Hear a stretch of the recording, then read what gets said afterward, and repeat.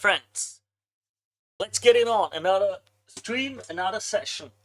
We are, as usual, I'm going through all kinds of different articles, news, white papers, research, and other stuff on my almost daily review of stuff that's going on in the world. For those who don't know, my name, Fezula Milenkovic. I'm from Austria in Europe.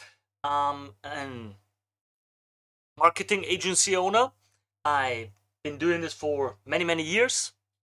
A few years as an agency owner, many years in general as a project coordinator and marketing and business development for NGOs and NPOs and other projects and businesses.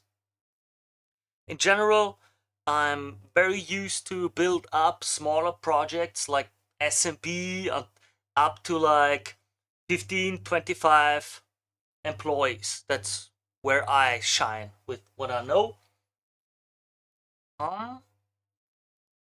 As usual, I go through all kinds of stuff because I need to stay in the loop. I like finding out about trends, what works, what doesn't work. Everything changes all the time, and so I stay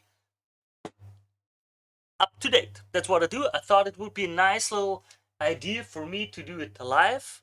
So I started this little stream and channel in general so that when I go through the articles, I add commentary, like my experience, my information, and everything. You can get it live. The chat is not visible for you, but it is visible for me. So any questions you have, you can drop right into the chat and go through it with you. Go deep diving. You can ask about any and all kinds of different topics if you want to. Use this chance to use me as your consultant for those who can't afford to hire me normally. And with that, I would be jumping right in. What is there to know? Oh yeah, of course. For those who don't know, I've got a YouTube channel. A lot of stuff is there. All these different clips, interviews, and so on and so on and so on. And with that, I will be jumping right into. Just let me copy the message for the chat for a moment so that everyone can see it. This is a little reminder because I want to make sure that everyone sees it, everyone knows it, everyone gets to see it, everyone gets to know it, and that everyone is encouraged to ask and to drop questions right into the chat. That's how it's going to be working. Just give me a few more seconds until everything loads properly. Well. A bit slow. Oh, what's up with you? Yeah, now you're working. Nice. There it works. And with that, we are already nice. Last technical check. Yeah, I'm doing it. I know I should be doing all of that beforehand, but I don't care too much. With that, we are live and I am ready and I'm jumping right over to the big screen capture so that you can see these articles. As usual, the articles are like I chose them from the headline, but I haven't read them, so I'm just as clueless as you. If they will be good articles or not depends completely. We'll see. I'll go through it with you and we'll see how it goes. Okay? Just in general, so you know what I'm looking for, what I'm thinking about. Bigger? Yeah, that's way better. Way better. So. And with that, we start the first article of today's live session from the Mail Bakery blog, titled How Email HTML Coding Differs from Web HTML Coding, written by Martin. I'm curious, 19 big differences between email and web HTML. Interesting, I think it's important to know the differences, so let's go through it. Last updated November 1, November 1, 2021, last update, but here the date is, wow, this is such an old article, that's 2016. Wow, well, let's see how much of it still counts. Wow, how did you slip in there? I think it's from yesterday's session. Wow. At Mail Bakery, we design and code HTML emails for a living, and after 10 years of work and well over 15,000 coded HTML emails, we can confidently say that we have seen it all. We are well aware of all the traps and pitfalls an email project may fall into, and we sincerely sympathize with every colleague who is about to start coding HTML emails. This article is a short beginner guide for everyone who is new to email coding or new to managing email coding projects. It is meant to outline the main differences between the email HTML and the web HTML, as well as the limitations these differences pose to HTML email developers. We hope you'll find it helpful. I think so too, and I hope so too. Stay hydrated, my friends.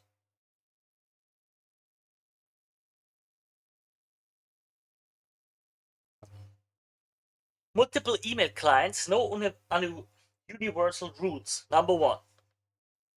One of the main problems you face when coding HTML emails is that there are no universal rules on how email clients should render emails. Every email client has its own way of displaying them, which of course causes great headaches to email developers. Not just that, I think, what was it? There are around 15,000 different interpreters for how to read an email. Two, using tables. In email, we use tables to structure the layout of the template, to center elements, to style the text, to set paddings and margins, to set backgrounds, to split the contents in columns, etc. I'm not sure if that's still the case with all the divs, but let's see. Inline CSS. Most email clients do not support separate CSS files. This is why the CSS goes in the HTML file. It goes in the tags.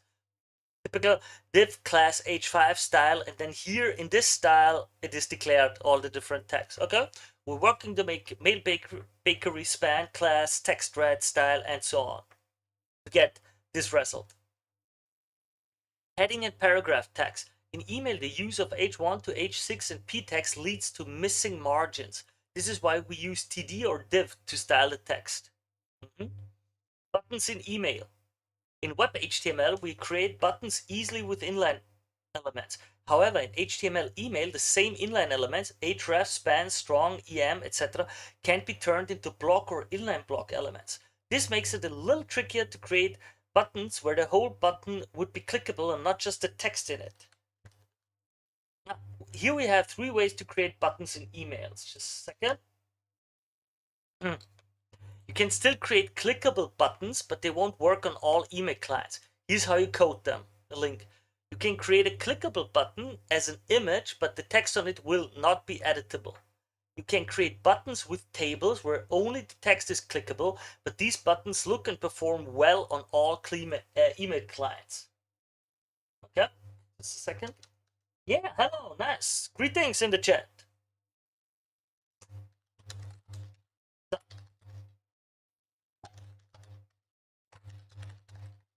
Nice greetings. Hello, hello. You can create buttons with tables where only the text is clickable, but the buttons look and perform well on all email clients. This is the solution we recommend. And here they create all of it. Like you can see the CSS and the table dynamics and design performance. Ordered lists and unordered lists. The OL and UL text do not work on all email clients. Sometimes the spacing between the bullet and the text is missing. In other cases, the bullets are not present at all. Another problem is that on some email clients, the margin between the bullet lines is entirely missing. This is why we code all ordered and unordered lists with tables. Wow. For those of you, I hope some of you know the code. I'm just letting it slip here. If you guys want me to go deep diving into CSS and HTML coding and other stuff, leave it in the comments. I'm very open to do that. Okay. So,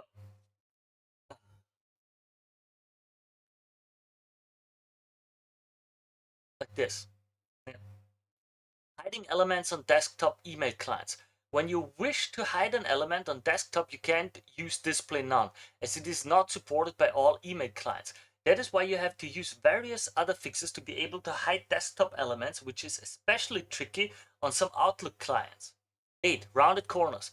Usually made with CSS3, we still make buttons with rounded corners if the brand design really depends on them. However, not all email clients will display the rounded corners. As you can see. Event properties. Hover, active, visited.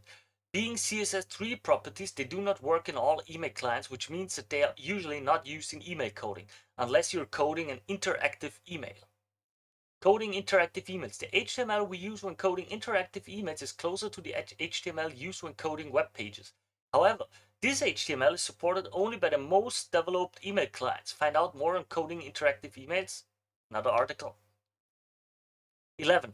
Hex color codes. When working on a website, you can use a 3-digit color code, where with email coding, you have to use the full 6 digits of the hex color code. Otherwise, the colors may be displayed incorrectly. As you can see, here is the usual hex code. I'm so used to using the hex, don't use the others at all. Yeah, color FFF. Yeah, don't use that. 12. Background images in email. When coding a web page, position absolute allows you to display text over an image instead of using the background property. However, there's no support of position absolute in all email clients, which is why we have to use the background property when coding HTML emails. When using the background property, we use the fixed height of the image.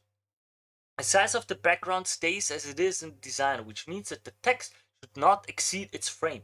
If this happens, the image will be duplicated and the email layout will look broken.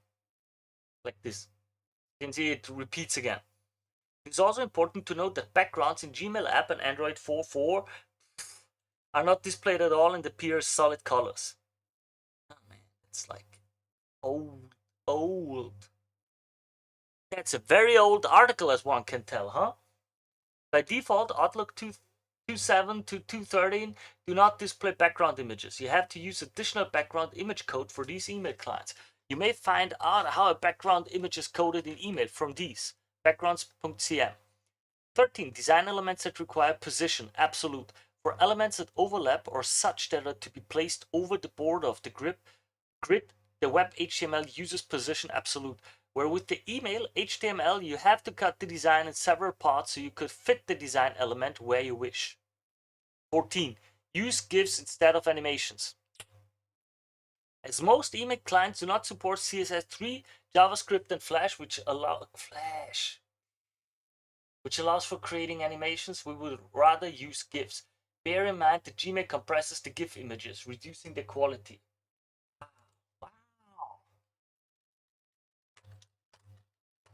Wow, this is,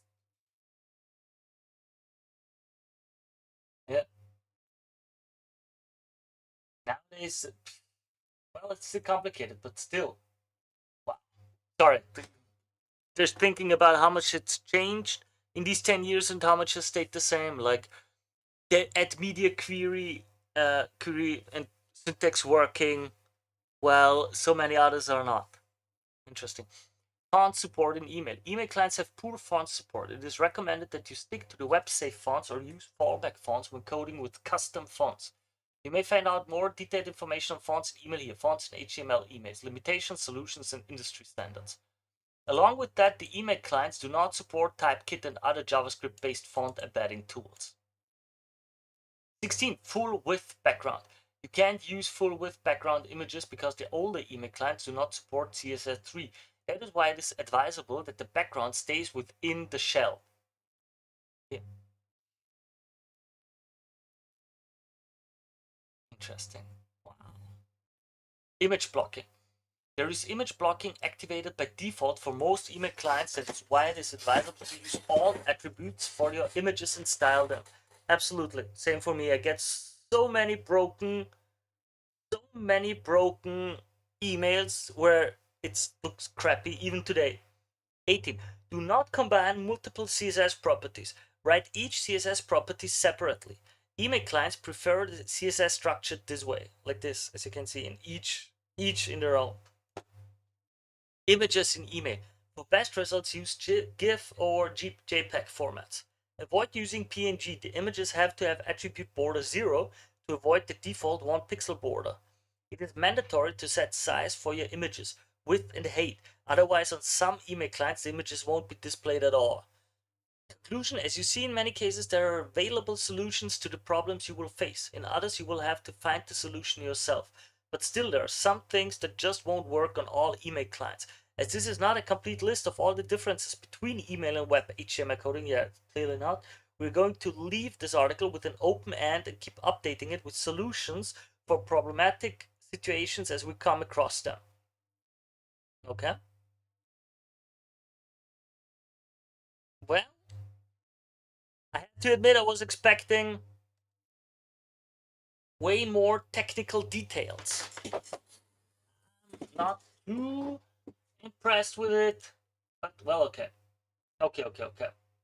I mean, well, I got duped into reading an older article. What can I do? What can I do? I mean, Outlook is still catastrophic. Outlook, we all know, still awful. Gmail strips a lot. Apple has become much better than it's said there, but still, it was not a bad. I think if you're a complete beginner, if you've never done it before, it's still a good overview with some little tips and advice. Still okay. Very important to think about it. I think a few things that were completely ignored were the web accessibility parts, alternative, how to make it be working properly. Well. Doesn't matter. Let's jump to the next article directly. If you like what I do, if you enjoyed it, I go through these articles, check them out, give a bit of feedback on my thoughts on it. Consider not that motivated after this article, huh? Yeah, I gotta admit. If you like what I do, consider supporting this channel. Give me a like, subscribe to the channel, follow it. It's just 1 or 2 clicks for you, costs you absolutely nothing, but it helps me and this channel tremendously and shows me that you want me to keep going. And with that, I jump right over to the next article. Let me just save.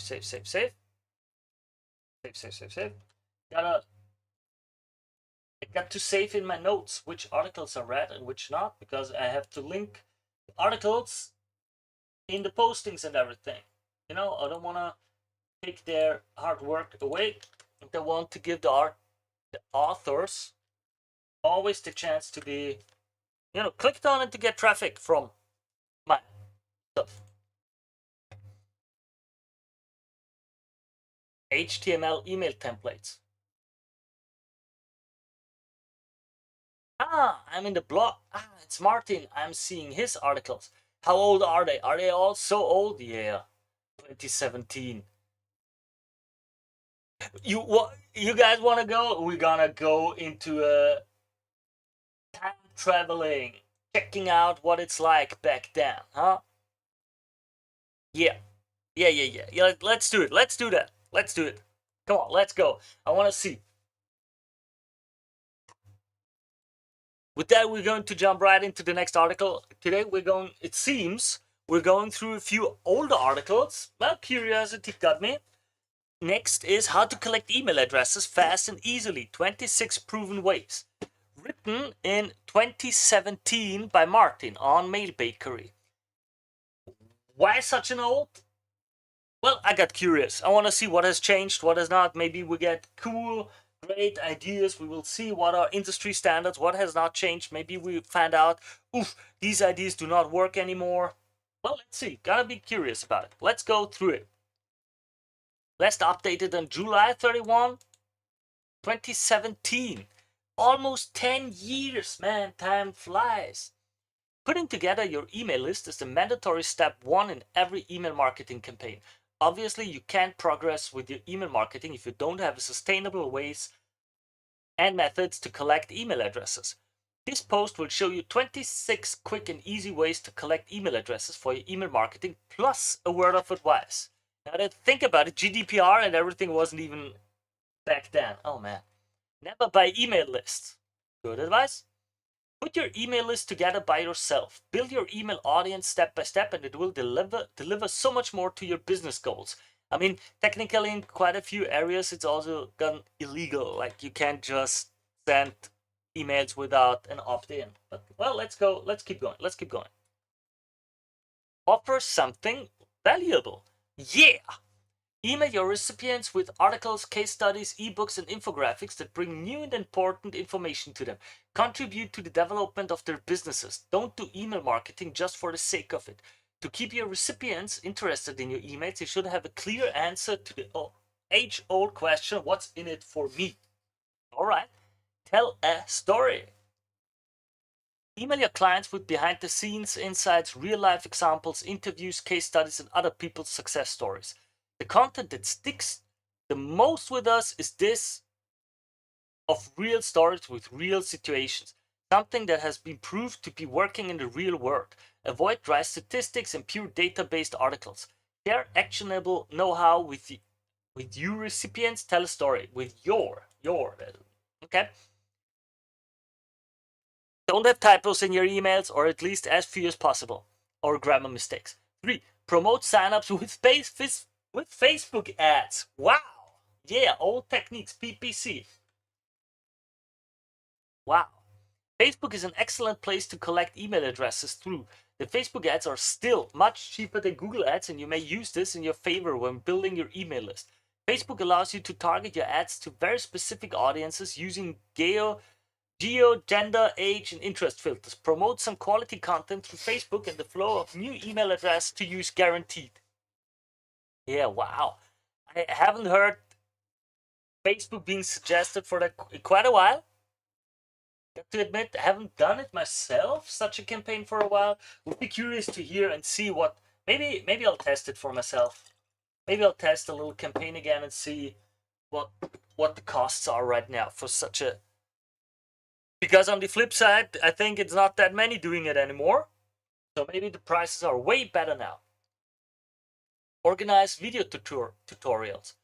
Video tutorials are a great way to reach future clients or stay in touch with your current clients. If it's a live tutorial, it will work even better. Everyone likes to ask a question, get an immediate answer. Video tutorials are an excellent medium to collect email addresses for your email marketing campaign. Put the sign up in front of the visitor. Place multiple newsletter sign up forms across your website. Place them in prominent places so they can't be missed. Collect email sign-ups both on your website and company blogs. Wow, you can tell it was. Oh man, it was before the time where everyone got so pissed and annoyed about all of these pop-ups everywhere on these web pages where you get asked 5 times. But it's still working. It's still working. Not saying it's not working. It's still working. Just saying, I look back and see the advice that caused so many people to get annoyed. Marketers ruin everything. It's just the way it is. 6. Set up contests. Promote your services and products with contests and freebies. Make sure to promote them well on social media. Contests and freebies usually attract a lot of attention, which will help your email list grow quickly. Yeah, it's not going. It still works, but not anymore. I remember all of these trends, how well they were. Use Lightbox pop-ups. Email sign-up boxes are usually placed in the website's footer or sidebar, sitting there and waiting to be completed. However, pop-ups are a bit more proactive way for collecting email addresses. The sign-up form will appear directly in front of the user. Therefore, if your offer is compelling enough, your visitor would gladly share their email address with you. And then it was overdone. 8. Collect signups along with contact info.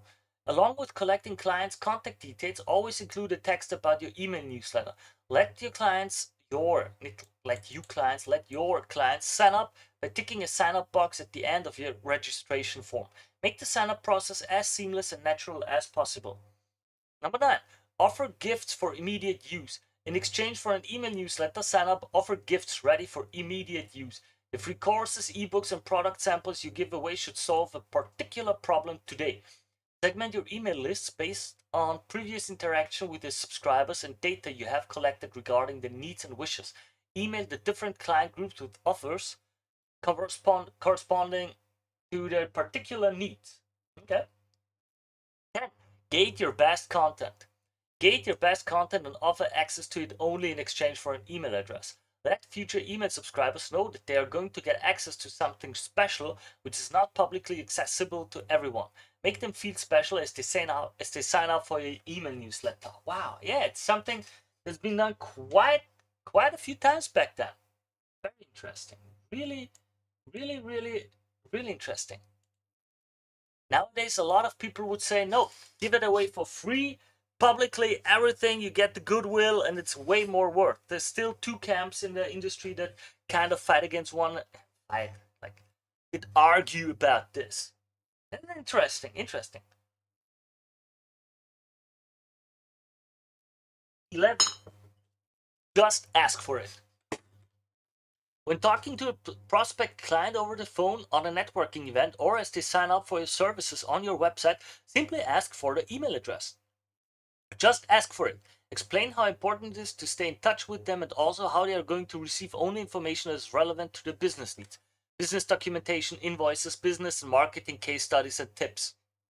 But try scrolling box. Instead of a standard pop-up, try using a scrolling box which pops up as the client scrolls down the landing page. This action-based box should also show a catchy message to make sure that your clients won't simply close the form but complete it first. 13. Content quality upgrade. Create a blog post for your readers with advice to connect on immediately. Then offer to upgrade the quality of the content by offering to send the tips in PDF printable format. Ask for the email address to send the files. 14. Promote your newsletter in your tete-a-tete meetings. Whenever you discuss your services with potential clients in person, don't miss out the opportunity to promote your email newsletter. Let your clients know that you may send them valuable information for free right into the email boxes. This way you'll keep them up to date with what is going on in your company and your industry. 15. Newsletter invites with physical products. If you send physical products to your client, include a note in the package to let them know how they can subscribe for your email and stay informed about future promotions and discounts. I think that's the only one that hasn't been overdone since the article was written, in my opinion. 16. Collect business cards at reception.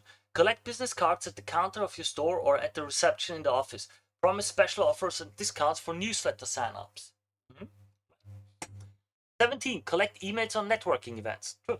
Use networking events to collect business cards, or if you bring an iPad with you, try subscribing to people you meet directly for your email. Gotta check it out and make sure you're allowed to do it. 18. Pop up when closing the page. Windows popping up while browsing a website might be a little annoying. However, if you show your newsletter sign-up message as the user is leaving the website, this might be a better moment for them to act and complete the sign-up form. 19. Newsletter subscribe on the thanks page. Don't miss out on the opportunity to collect clients' emails as they complete their purchase from you. Always put a newsletter subscribe message on the thank you page. 20. Collect email. 20? Wait, 26. Wait. How many? 26, yeah, true. The last article was 19, that's why. Collect email through your signature. Put a newsletter sign-up link in your email signature. This way the people you communicate with via email will always have the opportunity to sign up for your newsletter. True. 21. Use content teasers. Tease your clients with a glimpse of what they could get if they sign up for your newsletter. A great way to collect email addresses is to show a preview of your newsletter. Okay? 22. Use your best content to collect email addresses.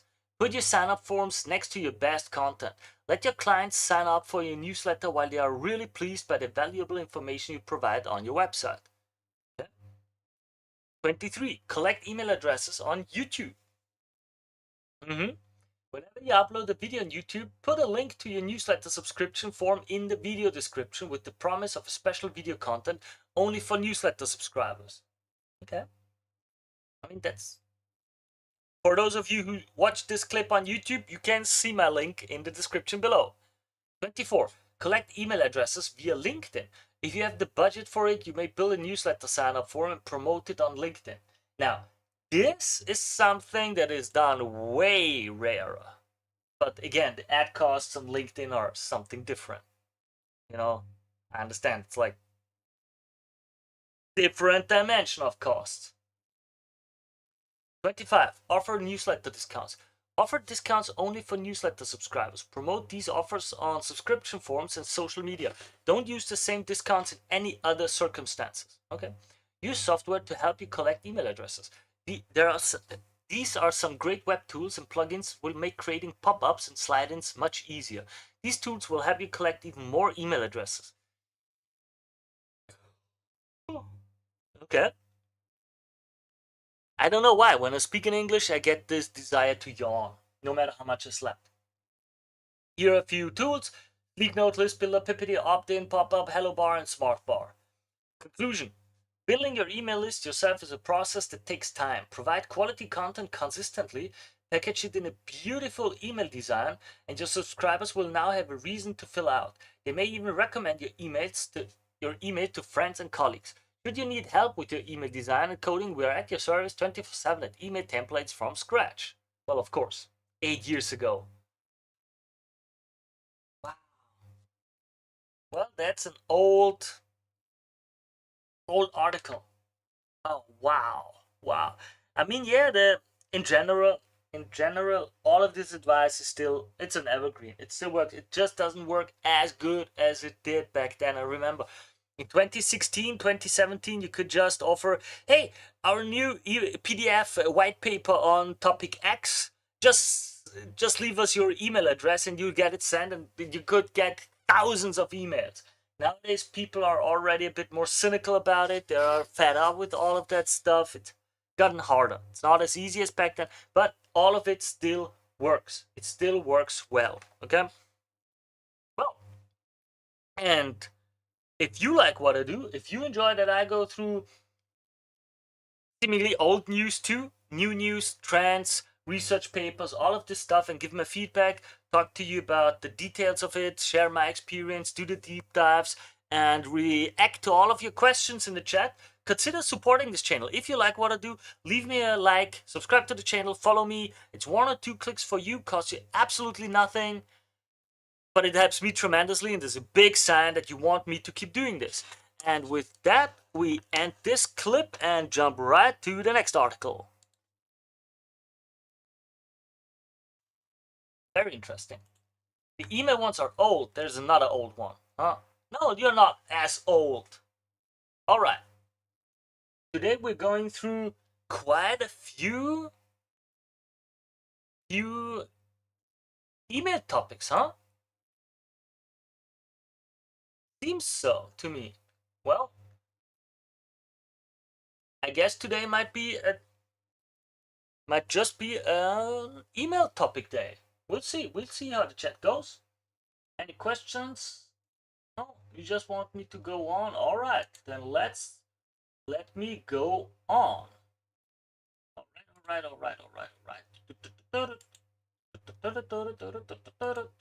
Lovely. Okay, let's keep going. Let me so. Next clip. And we start our next article. Fonts in HTML emails, limitations, solutions, and industry standards. Yeah, let's see if we learned something about that, because fonts in emails can really be troublesome. It's really annoying. Like, you make such a beautiful design and then it doesn't work. God, emails are so annoying because there's so many different ways they can be shown. Insane. So, fonts in HTML emails, limitations, solutions, and industry standards, written by Tina by mailbakery.com. Fonts in HTML emails are known for causing troubles. What did I say? You may use whatever fonts you like on your website, but the rules for using fonts in HTML emails are a little different. To guide you through the unknown, winding path of the use of fonts in HTML emails, we have listed for you the most common problems you will face and the tools you will need to solve them. All right. System fonts, pros, cons. Safest option, limited number of fonts. Google Web Fonts, Pro, library of over 600 fonts, free for commercial use. Cons, not all email clients support these fonts. You have to have fallback fonts. Self-hosted fonts, pros, you may use your own copyright protected fonts. Cons, not all email clients support these fonts. You have to have fallback fonts. You have costs for purchasing the font, hosting, and bandwidth. And then text and image, pro, you have creative freedom. Con, images are usually blocked and need authorization to be displayed. The use of images slows down the loading time of the email. True. Now, let's go through it. Number 1, system fonts. What are system fonts and why should I use them? System fonts are those fonts that are already installed on your computer and all email clients have access to them and use them. There are 10 system fonts that might be called email safe. That is because these 10 fonts are present by default on all PC and Mac computers. The use of one of these 10 fonts will ensure that all your subscribers see your message displayed the same way. Here they are: Arial, Comic Sans, Korean New, Georgia, Impact, Palatino, Tahoma, Times New Roman, Trebuchet, NS, and Verdana.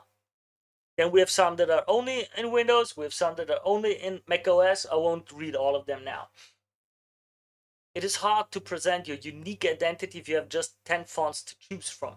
So you may try using different font sizes and colors. This should add an extra flavor to your email, like, as you can see here, for example. 2. Web fonts and Google Web Fonts. Break away from boring. Start using web fonts. What are web fonts? Web fonts are hosted on a server and downloaded by the email client while rendering your email and then applied to the text. Not all email clients display them. That is why it is important to use fallback fonts with them. What is a fallback font? For those of you who don't know, a fallback font is you declare, okay, I want to use font X normally. But if there is any issue, if it can't be shown, if it can't be downloaded, if it can't be accessed, then I want the computer to go to the fallback font. It's like the alternative, and that's like the safe method. There you pick one of the 10 we had before where it said, hey, I want you to try with this one, but if it doesn't work, use this other safe one. How does fallback fonts look in the code? Here's how you can use correctly custom fonts in your email. TD style, font family, Arial, sans serif, open sans, or font family, Arial, sans serif, open sans. You may wonder why the open sans font is placed at the end. Well, the 3 bad guys, Outlook 27, 2010, and 2013, as you may know, use Microsoft Office rendering engine to display the emails. Placing a custom font in the beginning will make these clients display Georgia instead. So the solution here is to place the font in the end. With the following code placed anywhere in the head, you overwrite the above code and show open sans instead, as you can see here. The above will work on Thunderbird, Macmail, iOS, Windows Phone, and any email client that supports CSS3. Here's the complete example. Then we have a code snippet. The link to the article will be below in the description, so don't worry about it. There you can go through it in all detail, because I don't want to have you look at all of that right now. And then you see it looks like that. That's a bit broken. Which email clients support web fonts? The following email clients provide the best support of web fonts: Apple Mail, iOS device, Outlook 2000, 2011, Thunderbird, Lotus Notes 8 and H5, and Android 2.3, 4.2 plus. Of course, there are a few better and more modern, well, but yeah, okay. Why Google Web Fonts? Google Web Fonts. There are several services that provide web user interface fonts for email, but we find Google Web Fonts to be the least complicated, and they also come for free. Google Web Fonts offer a wide variety of free fonts, over 1,000, and an easy-to-use interface which helps to generate the font style sheet for your email.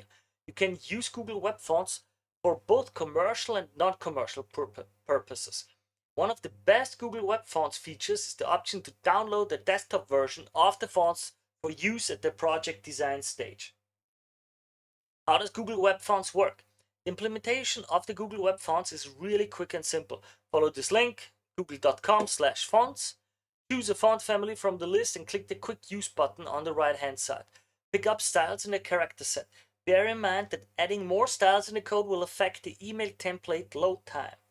You have 3 options to add the code to your email template: standard link, add import, and JavaScript. We prefer you to use the standard link. Here's an example.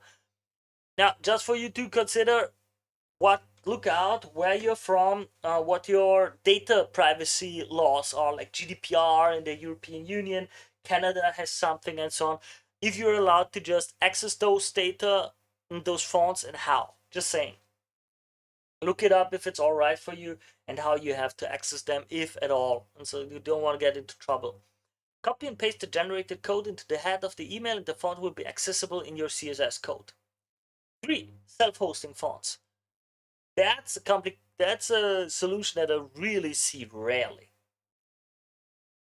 If you don't want to use services like Google Web Fonts, or if you own your fonts, you may host them on a server and use them in your emails. Self-hosting also enables subsetting.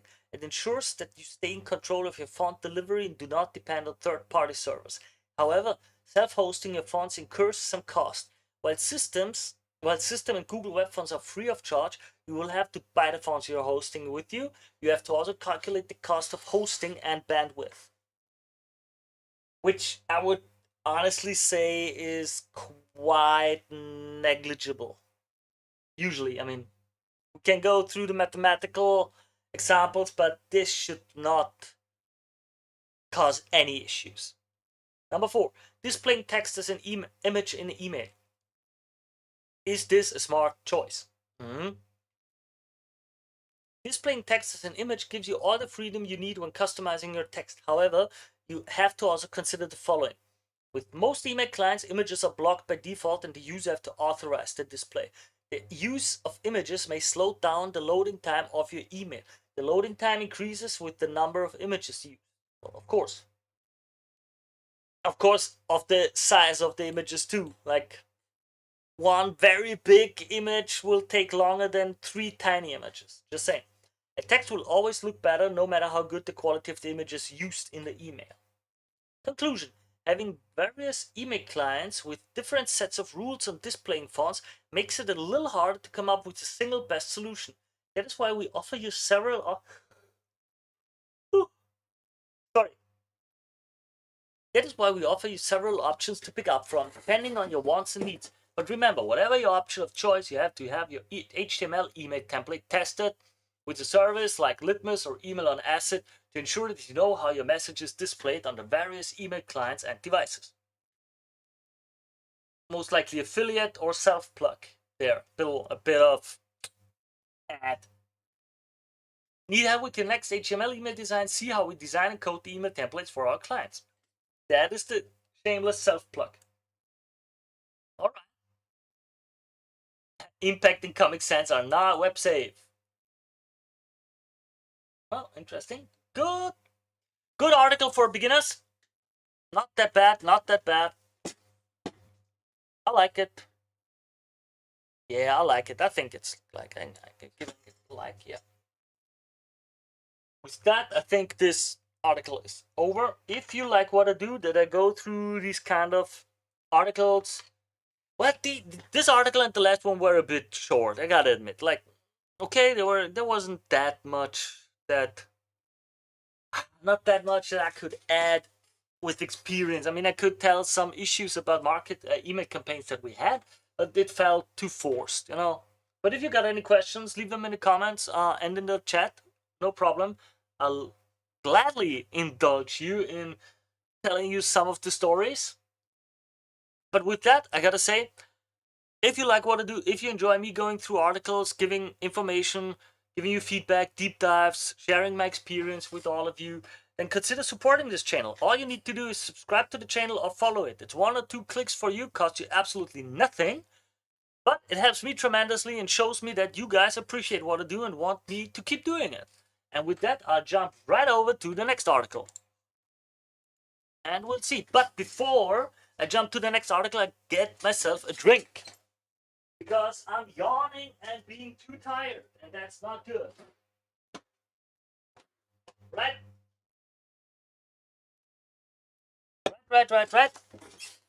Not good to get into trouble like that. Gonna get a drink. Let's see. What did the chat say while I was gone? Okay. Everything's calm. So many lurkers never saying anything.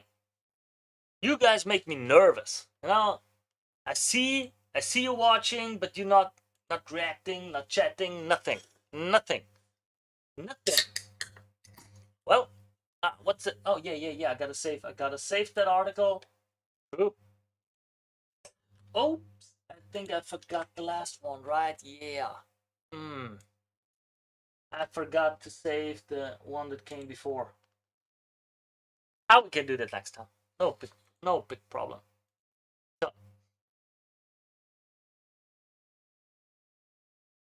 Okay. Let's go through this one.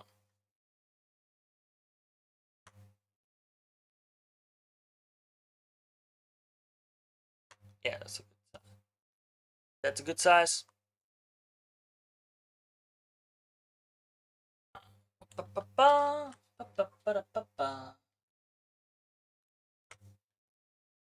Let's copy it and copy this too. So, let me just take a sip.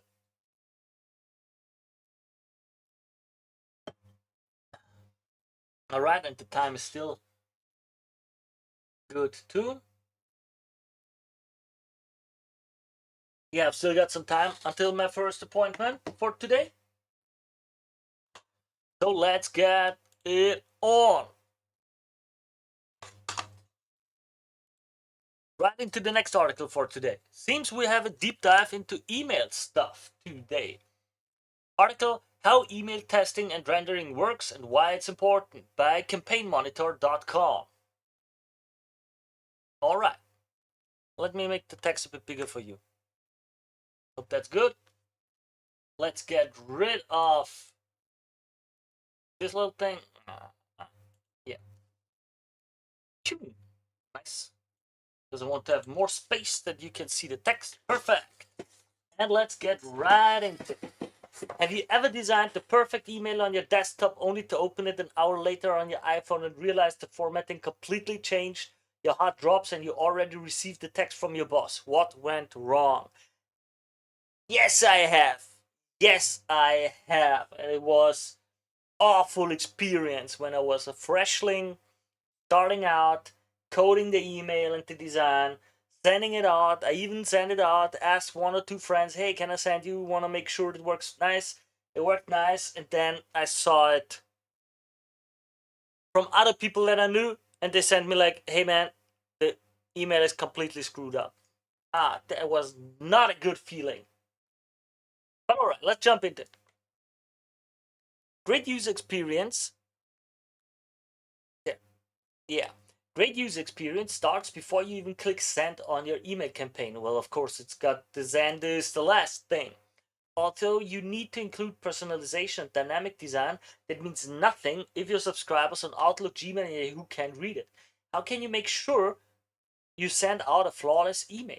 As an email marketer, you need to make sure every email campaign is tested and rendered for any issues.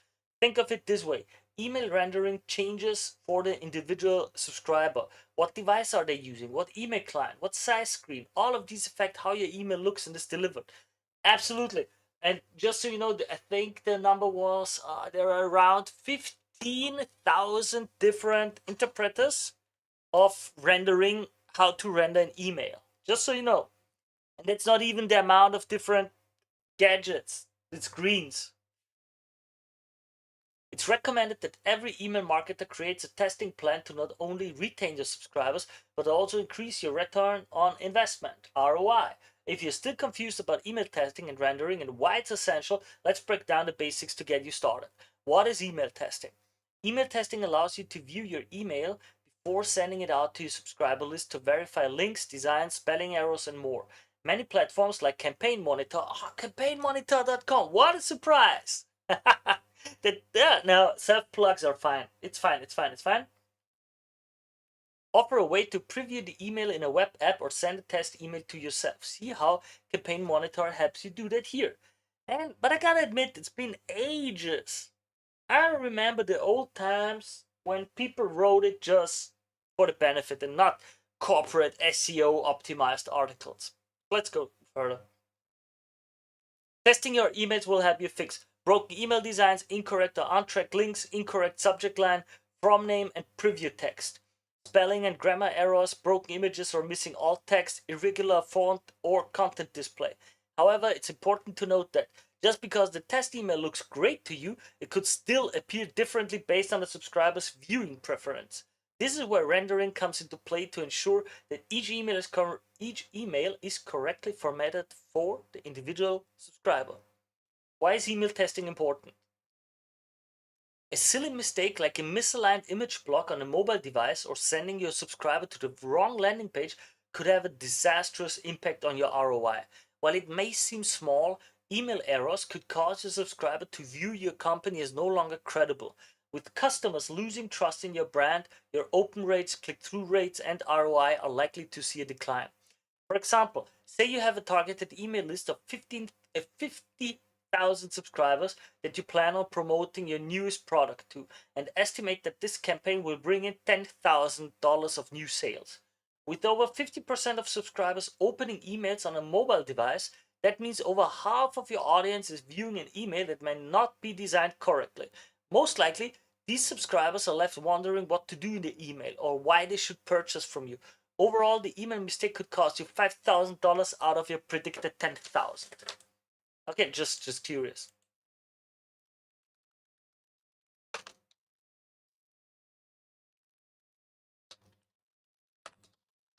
Just curious.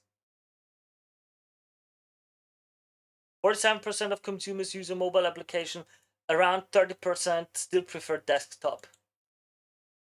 21 on tablets. Well, 81 would rather use the smartphones. Wow. Okay, just wanted to check this out for a moment. With the potential to lose out on valuable ROI, you must implement an email testing strategy that helps you curve any errors, fix it before sending it out to your audience. Exactly, and this is just for one campaign. This is just one campaign. Consider the long time if you lose people who unsubscribe because of that. What is email rendering? Did you know that every email has 15,000 different rendering previews? Exactly, as I said. While email testing is crucial, email rendering verifies that your email will be displayed optimally for the variety of web clients, email clients, and devices that your subscribers may use. 5 major factors will determine how an email renders. Operating system, Windows, Linux, and Apple all have different policies and structures. Email service provider, ESP, many email platforms display their own templates differently and operate mobile stacking or front adjustments based on their settings, so elements may appear differently across every ESP. Screen size, with hundreds of different screen sizes available, the email needs to fit smartphones, desktop, laptops, and tablet sizes. App and web-based email clients. Inbox providers like Gmail, Outlook, and Yahoo all display HTML differently and may disable certain features. Images enabled or blocked. Email clients sometimes block images, so your email must be understandable without the intended imagery. Well, and there was a little automatic save because my mouse is a bit too sensitive with clicks sometimes.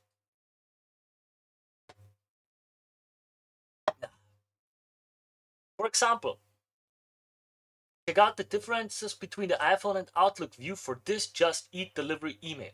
This email was properly rendered to match both email client and screen size, so the user can capture the delivery information quickly. Just Eat, you can pick up your food at 12:15. Confirm. Ba-da-da-da-da. Yeah. I think I should maybe make it a bit smaller. This is one. Checked. There you see it.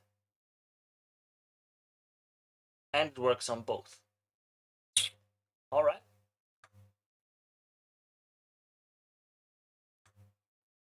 Why is email rendering important? Well, okay. Email rendering is important because it creates a seamless user experience for the subscriber, no matter how they view your email. Especially important for HTML emails, it also helps ensure that your initial design message is how you expected it to be. Consider the following additional reasons why email rendering is crucial. Operating systems and browsers continuously change, sometimes without an announcement. Email service providers often make changes that affect your email's code, such as stripping JavaScript or embed codes. Email design trends constantly need to be refreshed to appeal to various audiences. And a point that is missing here, the legal situation can change. For example, in Europe, we just had in June 2025 the Web Accessibility Act. And now, depending on what company you are, what industry, what size, and so on, you have to consider web accessibility for people in your promotion, email, websites, communication, and so on. Just saying. So there was also a big change where it was like, okay, now the law demands it. So rendering and testing go hand in hand when it comes to your ROI. If the email appears off to someone who uses Gmail or opens it on a tablet, you're potentially missing out on converting your subscribers into customers. As technology and email constantly evolve to fit user preferences, email marketers must ensure the communications are held to the same standards to produce results. How to test and render emails to improve your ROI. Now that you understand the importance of testing and rendering your emails, it's time to dive into how exactly you can execute your new strategy. While testing may take more time, it's the only way to ensure your email is free of errors and renders correctly in every device. The extra cost, the extra effort far exceeds the reward of meeting your bottom line and earning repeat customers. Absolutely. I've seen it for websites, for software, for email campaigns, for print campaigns, for whatever. Going through it, reflecting, checking it, having a good checklist, going point for point for point for point through it is worth the effort, the time and energy and the cost. Okay, it's worth it. Get used to it. Testing your emails. Testing is a vital step in the email marketing process to verify that your message reaches subscribers in its intended manner. How can you test your emails? Depending on your current platform or expertise, there are a few different ways you can go about this. Send through an ESP. Most ESPs, like Campaign Monitor, make email testing a simple part of the campaign process. Once you edit the template or upload HTML, you see an option to send a test campaign to one or multiple email addresses. ESPs like Campaign Monitor also offer a preview to show you what it appears like on different devices. You can see here, for example, then you pick send through a testing service. Different tools like Putzmail allows you to input your HTML and send it to your email address. A quick option, you're able to bypass the ESP and test different versions of your email design.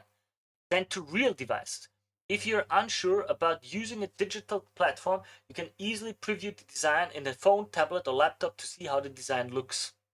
Yeah. Send test campaign. Once you understand your testing capabilities through your ESP or preferred platform, you must put it into practice every time you send out an email campaign. This will not only become an important habit for you, but it will also create a memorable user experience for your subscribers. Best, in my opinion, is if you create a checklist. Really old-fashioned checklist and then see this check, work. Is the graphic being shown? Are the images shown correctly? Is the placement of the images correctly? Is the font loading? Is the fallback font loading properly? Do the links work? Do all links work? Does this work? Tap. And each singular step, yes. Okay, now we can set it up. And I personally made good experiences with someone has to sign that checklist and it is going to be saved. Because then it's like, hey, you signed this up as being okay, but it was not. Rendering your emails. Unfortunately, there's no one-size-fits-all guide when it comes to email standards on online platforms because each email client has its own set of policies and priorities. However, there are a few best practices you can follow to ensure your HTML will be viewed correctly. Email size. Emails need to be sized around 600 pixel wide, more sizing info here, and under 102 KB size to load quickly and get delivered better. 102. I recently had a video about website sizes. What was it again? Was also interesting. How to get it in one trip. Background images. Always include a fallback background color behind your original image in case the image doesn't render. Absolutely. Fonts. Set fallback fonts in CSS to accommodate Outlook. Otherwise, your content will appear in Times New Roman. It's best to avoid custom fonts and utilize something universal like Arial or Helvetica. Buttons. Different email clients display links with a blue-purple underline or block the button images altogether. Utilize a bulletproof button that includes a small snippet of inline CSS and HTML. The best way to ensure you execute these best practices is, of course, do testing. You can test your email rendering by previewing the email throughout the entire design process, sending test emails to visualize the design in different devices, or using your ESP's professional testing tool. Wrap up. As an email marketer, it's your responsibility to ensure each email you send out elevates your brand and promotes sales. Whether you're promoting a new feature or sending out a welcome series, each email is a representation of your company that needs to hook your subscribers and convert them into long-term customers. It all starts with your testing and rendering process. With both emails created in templates or HTML, you need to test each email before it's sent to check for inconsistent design in different email clients, broken or untracked links, incorrect design formatting, spelling or grammar errors, font or color irregularities, disabled images or buttons. If you're ready to set your next email campaign, broken linking, untracked links, to what I just wanted to say like UTM and everything, but it is there with the tracking. If you're ready to set your next email campaign up for success, campaign monitor offers testing and proper rendering, drive. You can of course, you will find the link in the description below. Okay, was a nice article, good for beginners. How and why? I think I've had better articles about this already. You can, I'm sure you can find it on my channel. You will find a few clips about that topic already on my channel. Some are way more in depth, but it is a nice one. It's worth it. People, really get the list, get yourself done, check it out for the different devices, the different screen sizes. Make sure that it works nicely with the images not working. You don't have to just set an alternative text for a missing image, okay? But rather make a whole design element with inline CSS so that if the image doesn't load, you get a nice something nice that just looks good. You know, it's way more interesting to have something that looks good. Well, with that, as usual, if you like what I do, if you enjoy me going through these articles, sharing information, feedback, and deep dive with you, answering your questions, of which there were pretty none for this article this time, I get it. If you like what I do, consider supporting this channel. You can do it in a very simple way. Subscribe to the channel or follow it. It's 1 or 2 clicks for you, costs you absolutely nothing, but it helps me and this channel tremendously and shows me that you want me to keep going. And with that, I would say we're finished with this article, and I wish you all the very, very best. And let's continue with the stream and the next article. So,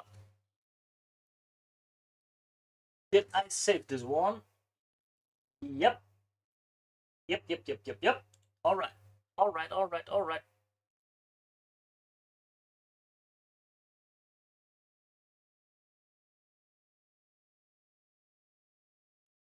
Another about rendering? I've had enough. We can do that tomorrow. I will go through that tomorrow. When is the best time to send an email? Okay. This one I'll be reading. As usual. What is the answer? Oh, it depends. Ha! But let's go through it. Let's go through it together, my friends. So, next article today. When is the best time to send an email? By Dave from mailbakery.com. When is the best time to send an email? Interesting question. Very important for many of us.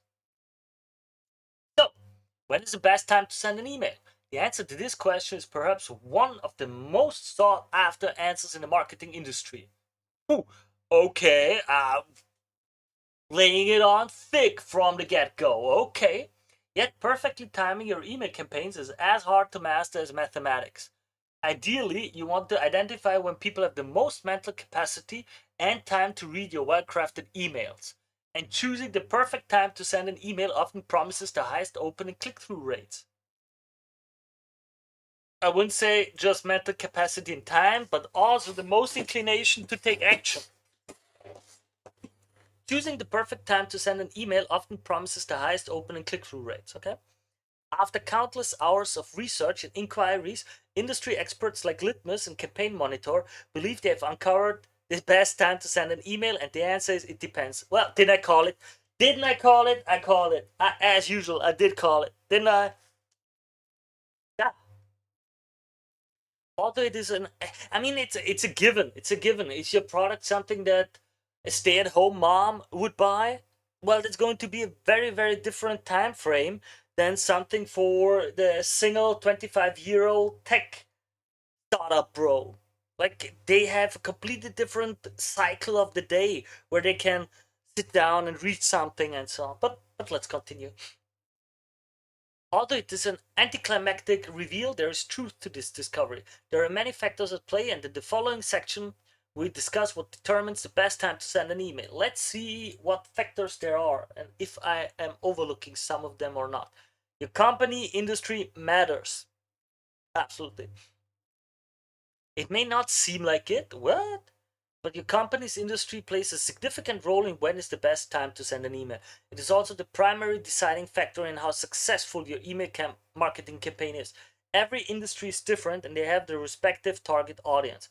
For example, Fridays are often the best time to send emails to subscribers in industries like retail and entertainment, since these are considered weekend activities. In comparison, companies in the software SaaS industry may find that Wednesday is their best day. Your email marketing goals. Think about what you want your reader to do when they see your email in their inbox. Read it, engage with it, use it to make a purchase. Like with anything, your goals are your motivation. They drive you. In email marketing, your campaign goals drive the best time to send an email to your audience. There are 3 types of goals to consider. Deep engagement. Do you want subscribers' full attention for your email? If so, opt for sending emails later in the day or week when they have more free time to spend digesting your content. Quick scan. Say your emails only require quick scan to keep your brand at the forefront of your customer's mind. If this is the case, try sending your short, image-heavy emails during the week. Reminder message. Optimal for events, seminars, and webinars. To efficiently remind your attendees, the best time to send these emails are after sign up, the day before, and an hour before the event starts. Your desired open rates. You know the saying, dress for the job you want, not the job you have. This can be applied to email marketing. Send your campaigns for the open rate you want, not the open rate you have. This means map out what you want your open rate to be and anticipate when people are most likely to open your email. Yeah, okay. I mean, yeah. You can use this tactic to influence when you send your emails and what you feature in those emails. Towards the end of the week, employees are gearing up for the weekend, which means they're getting themselves out of work mode by scrolling through emails. Say you have an update or a sale to promote. This would be the perfect time to grab their attention and potentially their wallet. I think a lot of these things, I've seen it very, very, very often. I've seen it often, I've discussed it often, is a lot of people have assumptions. A lot of assumptions how stuff works, when people read, when people do X, or are they interested or not, and what do they care about, and so on. And usually it's a very, I don't know the right term, it's a very self-centered way of looking at stuff. It's like, oh, I do it this way, I value it this way, or I think it would be this way, so I project it upon the whole world. And I think it's not the best method because we ignore that many people are different.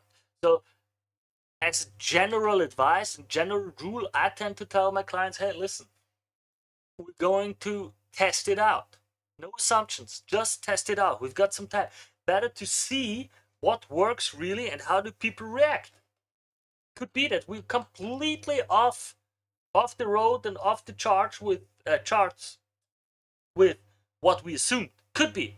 Seen it more than once in my time. The time of day.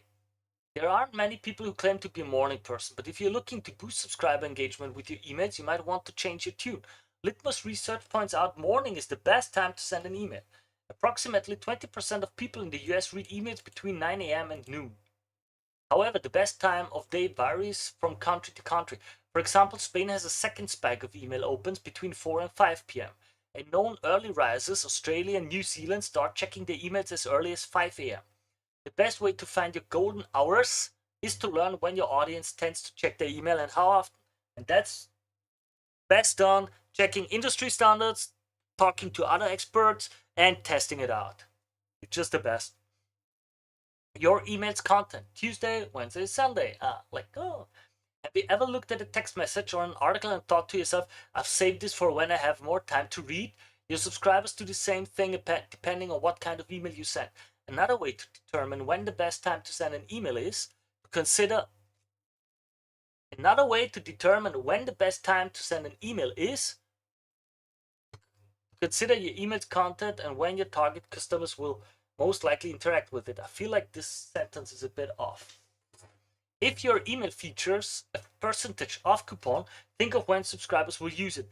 Experts say Tuesdays are the best days for online shopping and enjoying restaurants, with Wednesdays and Sundays being the best day for groceries. And if you're a brand that likes to send journal entry style email newsletters, lunchtime or after work hours may be your friend. Sending B2B or B2C. Oh, it's a big difference. You already know that not all customers are the same. Whether you're sending marketing emails to another business, B2B, or everyday consumers, B2C, factors heavily into when you should send your emails. You may be surprised to know that most people don't treat their personal and professional mailboxes the same.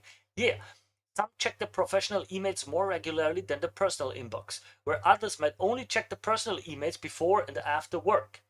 To determine the best time to send an email to your B2B email list, ask yourself questions like, what time of day do your readers typically check their email? Morning, lunch, or after hours? Are you sending email to the personal or business address? Do they check their email on mobile or desktop?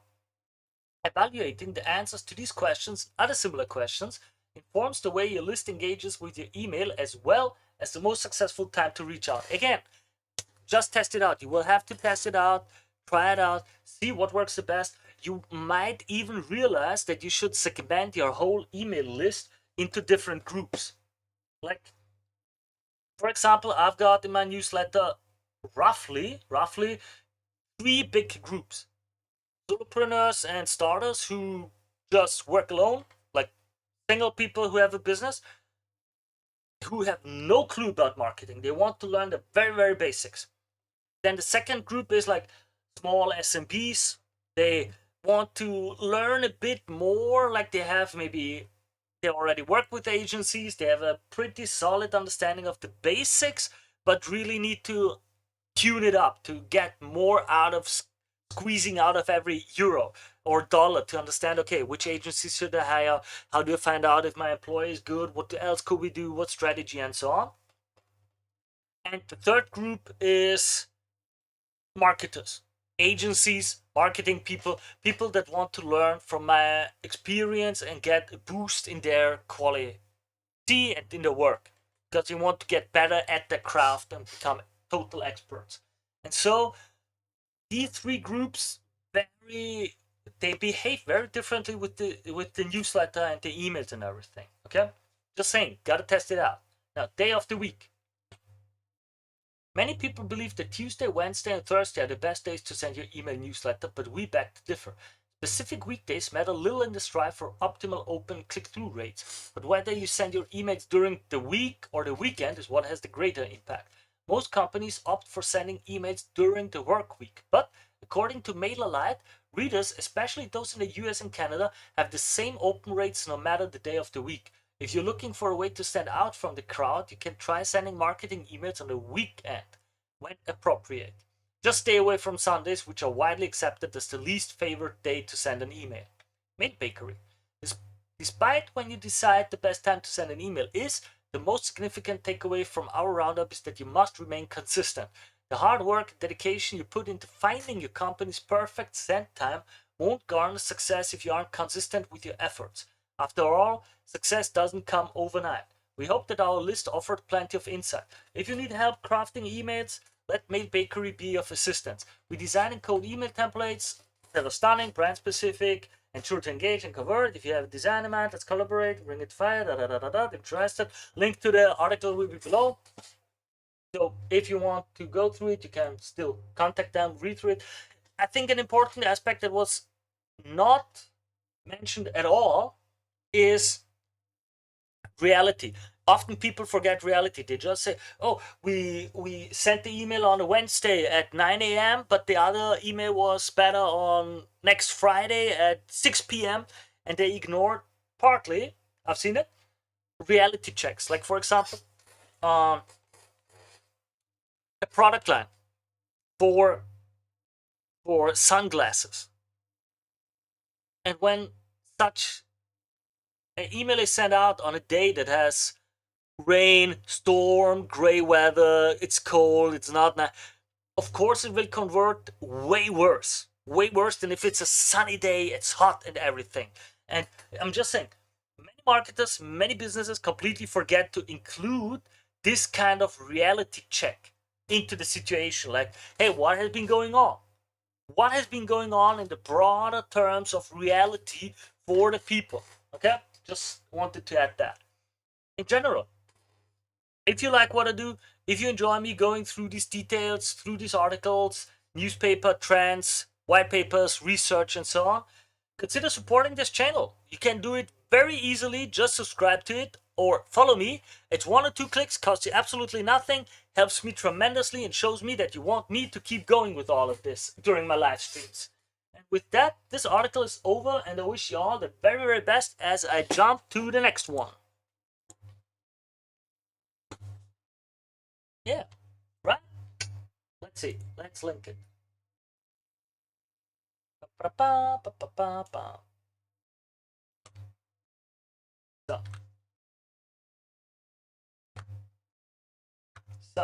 So, wasn't bad. Not bad. This sounds interesting. How a printed book helped Unit 21 generate millions in pipeline. It's really interesting. Marketing skills survey.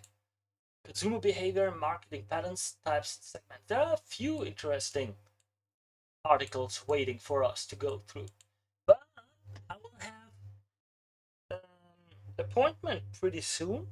So today I can't stream as much as I would like. Sorry. Huh.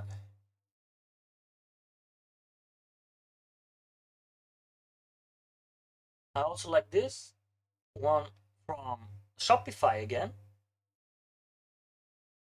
Yeah, but all of that will have to wait for tomorrow. Sorry. Sorry, my friends. And tell me if you want me to do a deep dive into the research of how people use ChatGPT. Seems like an interesting working paper 34255 by the National Bureau of Economic Research in Massachusetts. Massachusetts. Hard name for me as an Austrian. Well, with that, it's over for today. Just a very short. I mean, it's not over. I'll be online a bit later again. Just gotta take care of that appointment first. Gotta like a little lunch break, something. Then I have an appointment. Then I'll be coding the rest of the day for a client of mine who needs a WordPress plugin for shop and so on. Like we need a good landing page and a few other things. And what's on the market is crap, and I want a good. He's got a WordPress page with Elementor, and we need a great plugin, and it's easier to just create it ourselves than to like look for some solution that's subpar and expensive, you know.